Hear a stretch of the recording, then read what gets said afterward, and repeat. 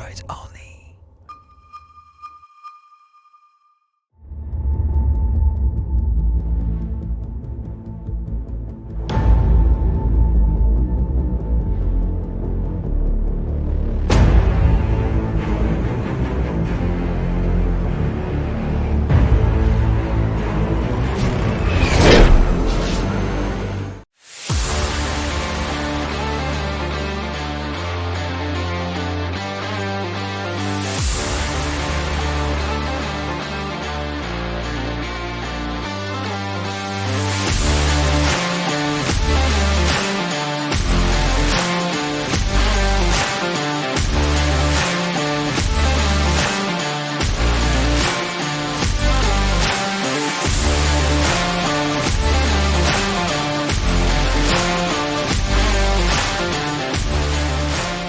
Salut à tous! Et si vous vous mettiez à faire de la piste, pratiquer la compétition, voire même les track days entre amis?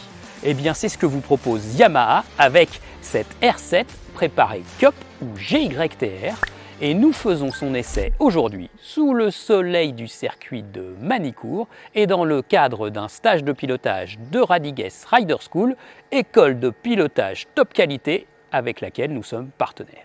Cette moto est déclinée bien sûr de la R7 de route et donc de la MT-07. C'est la MT-07 transformée en sportive. Alors telle que vous la voyez là, cette moto, c'est tout simplement la R7 Cup qui est en plus upgradée puisqu'elle a le kit complet GYTR, la banque d'organes racing de chez Yamaha.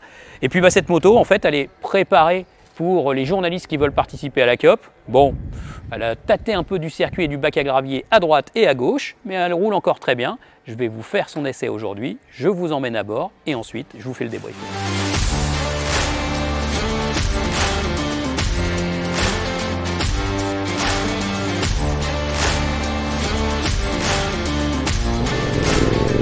Donc cette R7, formidable. Position de conduite nettement basculée vers l'avant. Pourquoi? Parce que c'est une position plus sportive. Selle relevée, guidon plus écarté, demi-guidon, bracelet plus écarté, et puis plus d'appui vers l'avant. Ça a complètement son sens sur circuit, notamment avec les grippes genoux sur le réservoir. On a beaucoup plus d'appui, c'est beaucoup mieux. C'est sûr qu'il n'y a pas énormément de puissance, on voit pas beaucoup de différence avec la R7 normale. Ça pousse à peu près pareil. Par contre, c'est sûr qu'on a le temps de voir défiler le paysage jusqu'à Adélaïde avec cette moto, c'est sûr. Ça va pas très vite jusqu'au haut. Et il y a parfois des motos qui déboîtent, mais par contre, on a du temps de se concentrer sur sa trajectoire. On est hyper bien protégé derrière la bulle Racing. Ça, c'est top. Voilà. Shifter, encore un rapport. On rempile. Pas de downshift, faut tout faire avec le coup de cheville. Hop, déclenchement du virage. Super. Et là, la moto est très légère. Accélération, pas de traction control, on fait tout. Filet de gaz. La moto est très stable sur l'angle. Ça, c'est un vrai bonheur. Beaucoup de stabilité sur l'angle. Ça, c'est super. Donc ça permet de faire des relances et d'être en sécurité. La moto est précise également au niveau de son châssis. On dessine des belles trajectoires. On regarde là où on veut aller, elle y va. Elle est très précise dans ce sens-là. Attention.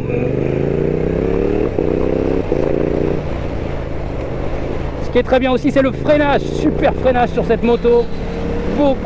Un super feeling grâce au Metzeland Brembo.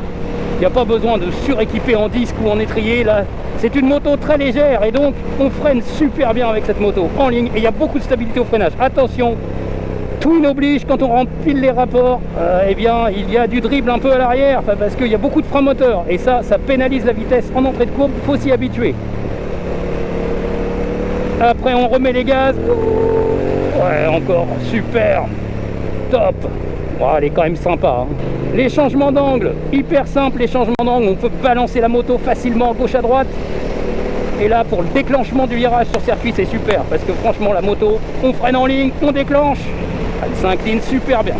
Le frein moteur un peu gênant, attention, c'est un twin, donc il y a du dribbling sur le pneu à l'arrière. Même s'il y a un embrayage à glissement limité, il faut mettre un petit coup de gaz, ça aide. Surtout qu'on n'a pas de downshift, que le upshift.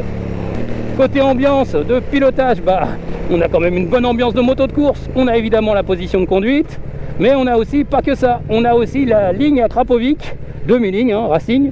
Cela dit, elle n'est pas trop bruyante parce que c'est de plus en plus difficile de rouler sur circuit en faisant du bruit.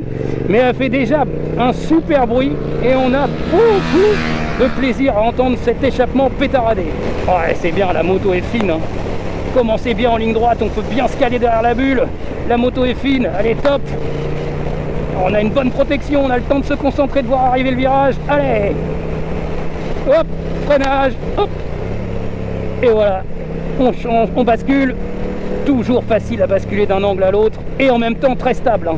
Ça c'est bien, hein. Ça prouve que ça vient d'une moto de route qui était déjà très stable, la R7. Ça c'est top.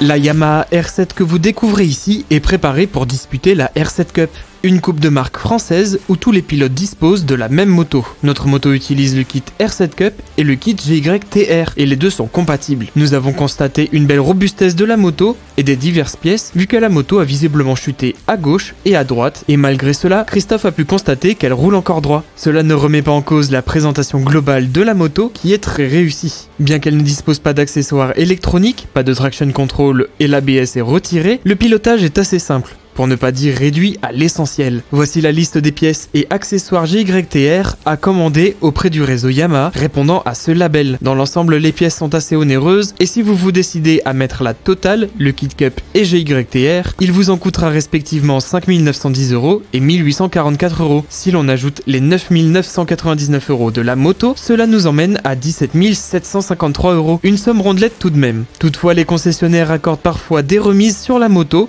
En cas d'inscription à la Cup, c'est au cas par cas. Concernant la garantie, elle ne s'applique plus car la moto est utilisée en compétition et strictement sur circuit. Mais Yamaha étudie les problèmes au cas par cas également.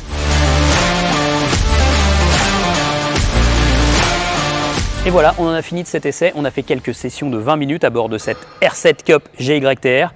Le premier constat, c'est que 20 minutes, on n'est pas fatigué. Bah oui, 73 chevaux, moto légère, bon châssis stable, beaucoup de sécurité de la part d'un châssis qui pardonne.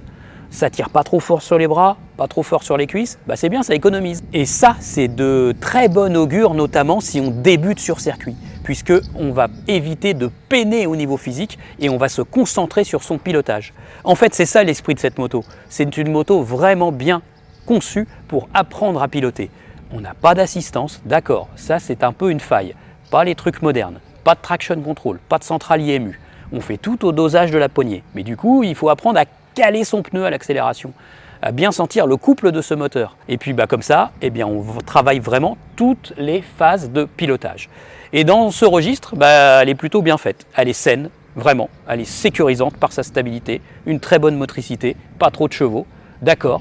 Pour monter à Adélaïde là-haut, on va voir 200, un peu plus de 200 km/h.